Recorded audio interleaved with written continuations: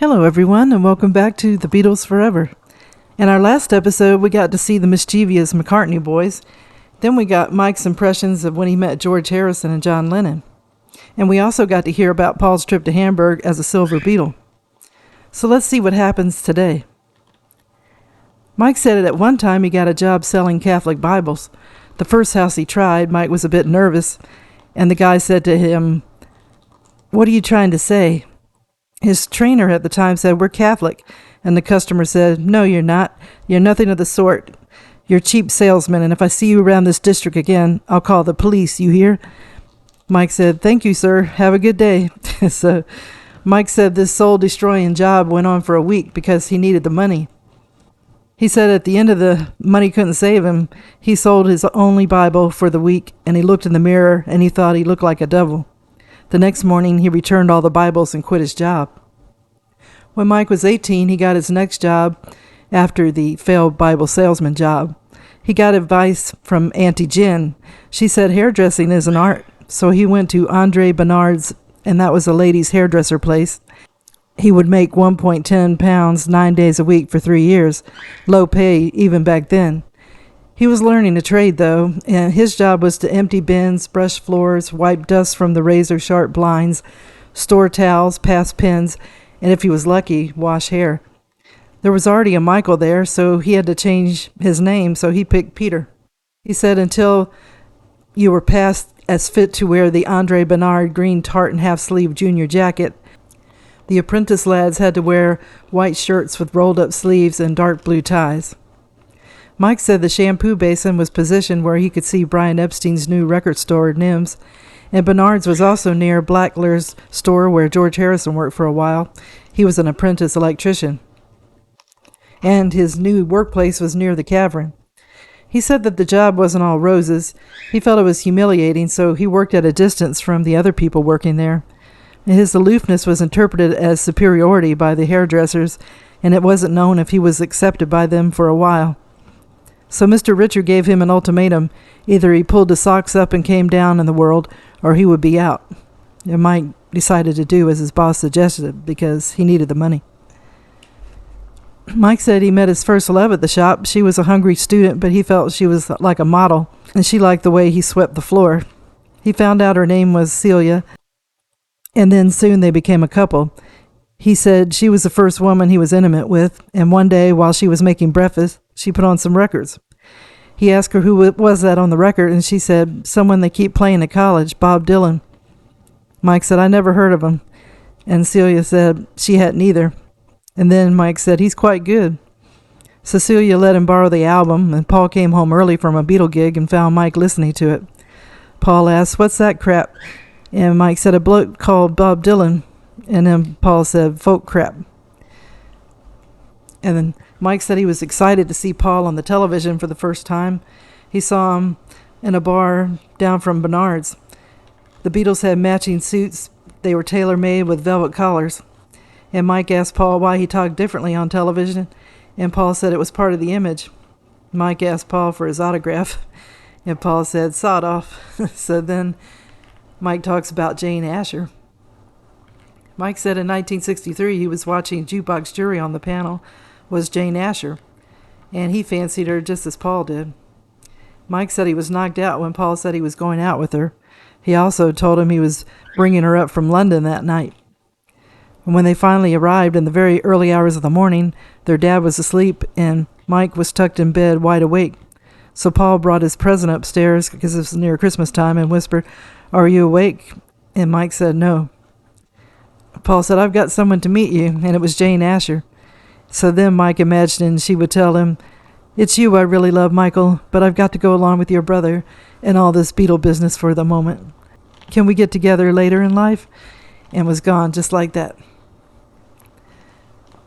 Then Mike said he got on a television show in 1963. It was with his group Scaffold. Now Mike and Jim live at Rembrandt. Paul asked his dad if he would like to retire from his £10-a-week job as a cotton salesman.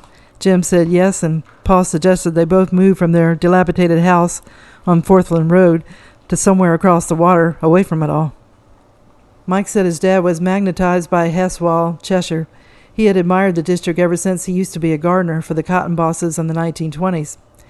He wondered if Heswell would have them because of their connections to the Beatles and the thoughts of fans being around the neighborhood. And the first house they looked at fell through because of that. They ended up at Rembrandt, just up the road from Ozzie. Before they moved in, extensive alterations had to be made.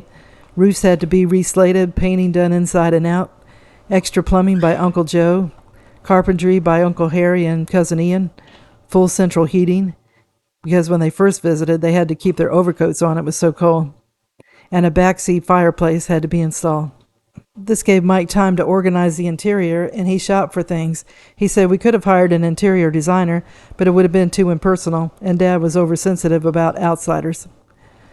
Mike said at first it was unbelievable to run on the lounge to the hall to the stair to the bedroom with thick pile carpets, to sleep in each of the 5 bedrooms until you found the one that was just right, to bathe in the long bath. Mike said he was 6'1" and using softened water, to walk grandly around the extensive overlooked by no one grounds, and to sit in the warm carpeted bog, all 3 of them. The most impressive feature, partially for Dad, was the enormous grand piano and the long bay windowed lounge. Mike said in retrospect it was too much. Dad had strived for something better all his life. Suddenly it had been given to him on a plate. Annie Mill would say, "Here we are. Where are we?" Now Mike said he visited the set of A Hard Day's Night. He said the Beatles were relaxed on the set. They were professional. Filming for them became boring. It was take after take. He said that his brother Paul was slow on catching on, but when he eventually did it, he made up for it.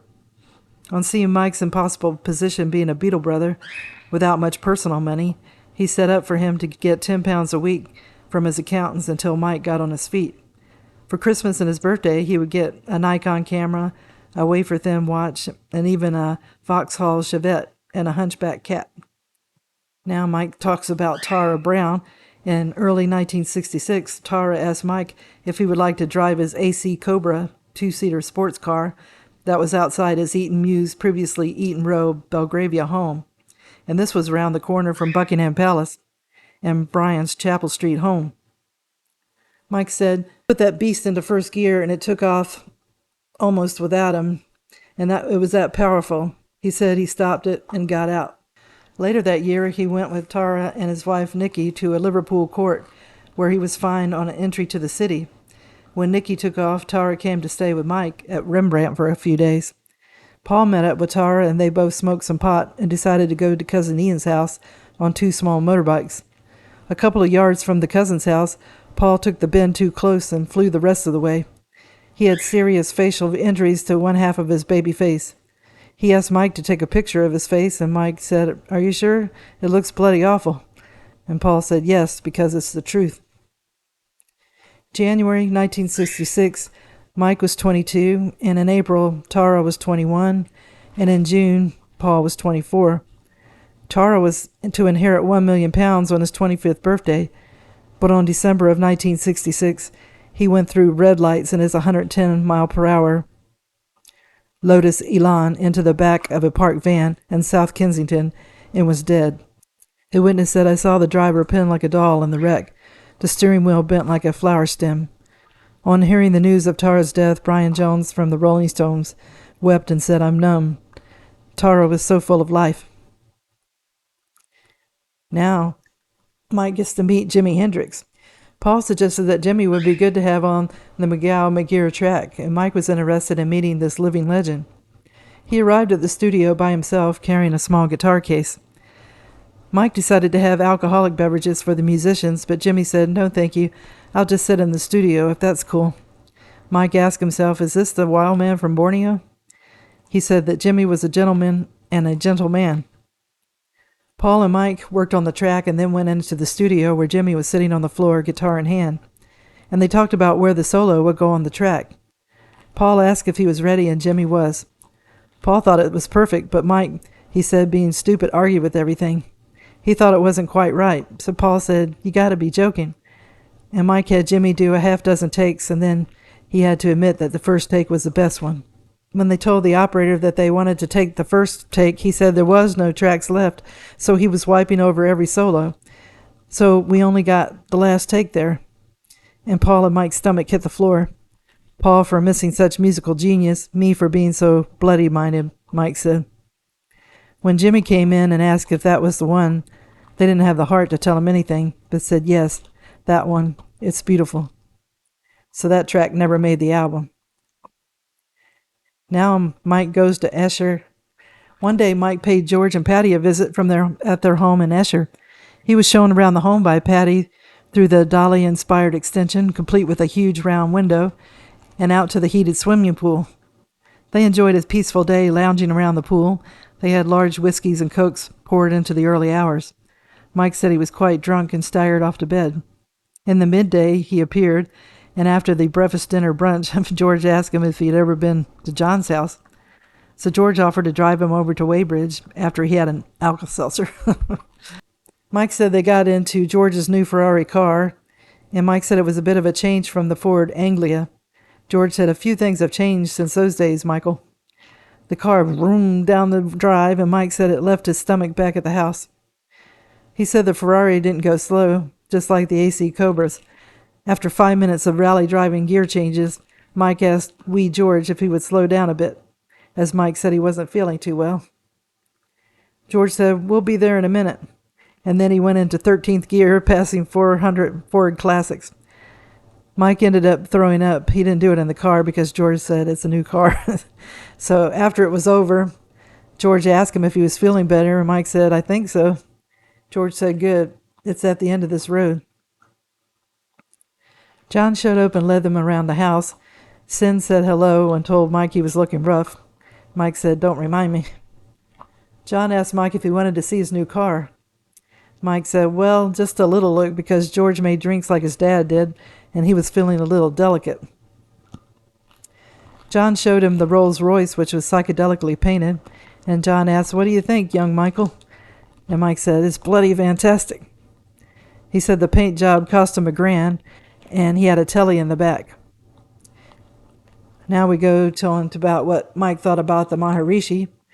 Before Brian Epstein died, Patty had said one time that the Beatles all belonged to each other. Mike said that was true, and that the only other person who got close was Brian. He was like a young dad. They trusted him.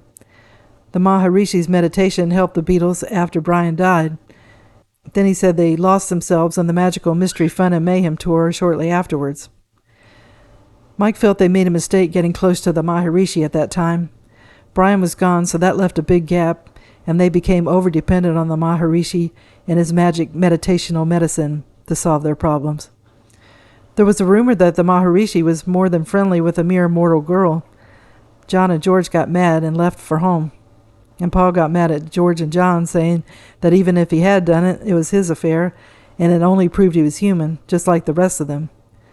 But I think that George and John were looking for someone that was more than human, so they were disappointed by the Maharishi after that.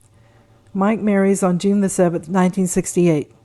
Mike said he had driven home from London to Rembrandt on one of his little visits, and Jim invited him to a nearby country club party.